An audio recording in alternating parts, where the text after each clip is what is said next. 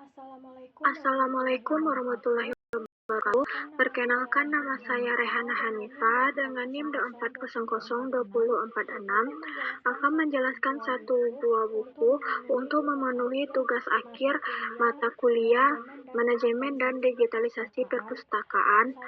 Saya mengambil buku yaitu Manajemen Perpustakaan Digital. Pertama membahas yaitu konsep dasar perpustakaan digital. Perpustakaan digital adalah organisasi yang menyediakan sumber daya, termasuk staf khusus untuk memilih, mengelola, menawarkan akses, mendistribusikan, dan melestarikan koleksi karya digital agar dapat digunakan secara berkelanjutan oleh masyarakat. Selanjutnya itu tantangan perpustakaan digital. Tantangan pertama yaitu arsitektur teknis. Arsitektur teknis yang mendasari sistem perpustakaan digital. Perpustakaan akan perlu meningkatkan teknis arsitektur untuk mengakomodasi bahan digital. Yang kedua, standar sistem selanjutnya pembangunan koleksi digital. Yang keempat, ketersediaan SDM, dan kelima atau terakhir infrastruktur teknologi. Selanjutnya itu adalah bab 2, yaitu koleksi digital. Koleksi digital adalah bahan perpustakaan dalam bentuk elektronik yang dapat diakses menggunakan komputer atau perangkat digital lainnya, baik secara online maupun offline. Kebutuhan koleksi digital dibutuhkan untuk menjawab kebutuhan informasi pengguna yang menginginkan akses cepat, fleksibel, dan tidak terbatas ruang dan waktu. Selanjutnya itu jenis koleksi digital. Pertama yaitu e-book. E-book adalah versi elektronik dari buku cetak yang dapat diakses di mana saja, kapan saja dengan bantuan internet. Yang kedua, e-journal adalah majalah ilmiah dengan menyediakan artikel ilmiah secara elektronik melalui online ataupun offline. Yang ketiga itu e-database adalah salah satu sumber daya digital penting yang tersedia secara elektronik dalam bentuk seperti database bibliografi, database referensi, database koleksi tugas akhir, database koleksi buku, database penelitian, dan sebagainya. Yang keempat yaitu e-konsortia adalah penyediaan akses tanpa batas ke ribuan jurnal elektronik, e-book, dan database seperti konsorsium UGC, Interfonet, Indes, IT, dan Porka, dan lain-lain. Kelima atau terakhir yaitu e-repository adalah penyediaan akses ke beragam digital lokal, konten yang berasal dari sivitas akademik perguruan tinggi tertentu seperti tugas akhir, skripsi, tesis, disertasi, laporan penelitian, laporan pengabdian kepada masyarakat, peraturan, pedoman, panduan, dan sebagainya. Selanjutnya itu adalah kelebihan koleksi digital. Yang pertama yaitu pengguna dapat mengakses koleksi digital dari jarak jauh. Yang kedua, pengguna dapat mengakses secara simultan koleksi digital dengan berbagai tujuan. Yang ketiga yaitu adanya penyediaan opsi pencarian.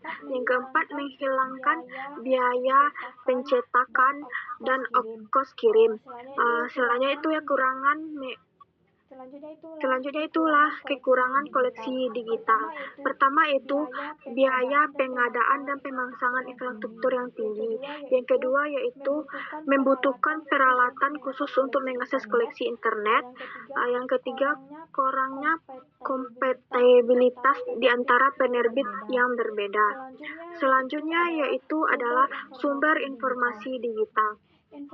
Informasi adalah data yang telah diolah sehingga memiliki makna dan dapat digunakan untuk menambah pengetahuan serta membantu pengambilan keputusan. Sumber informasi digital adalah informasi yang tersedia dalam format elektronik dan dapat diakses melalui jaringan internet.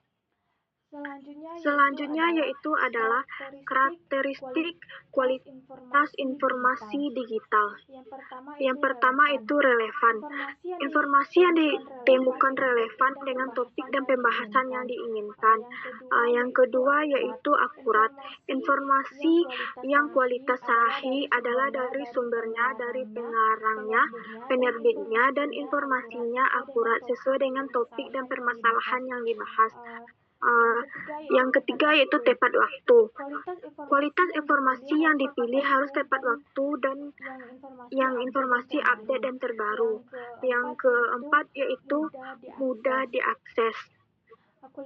Kualitas informasi memiliki kelebihan di mana dapat diakses secara mandiri, mudah, dan sumber informasinya jelas. Selanjutnya itu adalah digitalisasi informasi. Digitalisasi informasi adalah proses mengubah informasi dari bentuk analog menjadi bentuk digital agar mudah disimpan, diakses, dan didistribusikan. Selanjutnya itu adalah faktor pendorong digitalisasi. Yang pertama itu perkembangan teknologi komputer, terutama perangkat mobile. Kemajuan perangkat mobile mendorong kebutuhan akan informasi secara digital sebagai informasi dapat diakses dalam genggaman pengguna. Yang kedua itu perkembangan internet. Kemajuan internet dan kemudahan aksesnya mendorong pengguna informasi digital secara masif.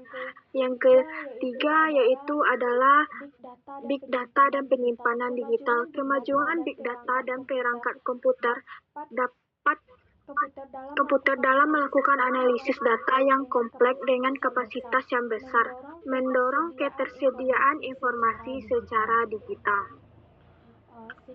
Sekian yang dapat saya jelaskan. Dari yang telah saya jelaskan dapat saya simpulkan yaitu manajemen perpustakaan digital merupakan kebutuhan penting di era teknologi informasi. Dengan pengelolaan yang baik, perpustakaan digital mampu mendukung pendidikan, penelitian, dan penyebaran informasi secara efektif dan berkelanjutan. Sekian yang dapat saya sampaikan. Saya akhiri dengan Assalamualaikum warahmatullahi wabarakatuh.